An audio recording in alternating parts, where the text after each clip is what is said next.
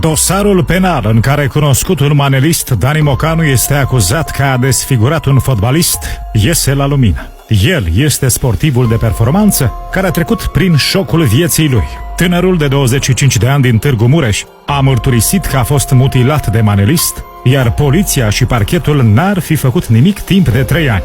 Alex Richard Podar Peto a povestit cu lux de amănunte cum s-a întâmplat întreaga nenorocire. Eram cu mașina în zona unui club din oraș. Din sens opus a venit altă mașină. I-am făcut semn să intre puțin în parcare ca să pot să ies de pe strada îngustă. Ar fi trebuit să dau eu înapoi 300 de metri ca să treacă el, așa că l-am rugat pe șofer să-mi facă puțin loc. Atunci a coborât de pe locul din dreapta Dani Mocanu. Nici măcar nu știam cine este la momentul respectiv. A dat în mașina mea, i-a îndoit tabla, apoi a scos un cuțit și a dat de câteva ori spre mine, amenințând că mă taie, însă fără să mă atingă. Vărul meu, care era în mașină, mi-a zis să fugim, fiindcă din mașina lui Dani Mocanu coborâseră mai mulți indivizi dubioși. Într-un moment de neatenție, Dani Mocanu mi-a tras un pumn și mi-a rupt maxilarul. A intervenit patronul clubului care mă cunoștea. Altfel, probabil ar fi dat și cu respectivul cuțit.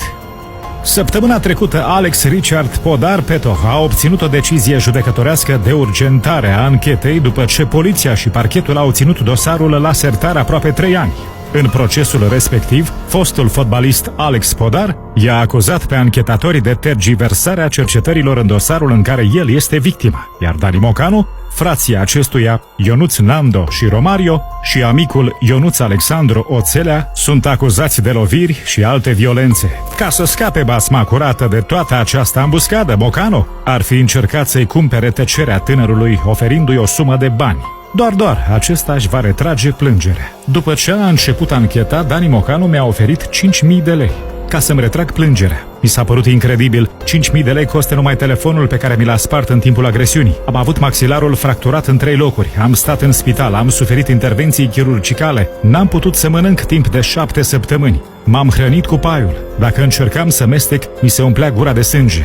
Eu vreau să plătească în fața legii, nu să-și cumpere libertatea cu 5.000 de lei.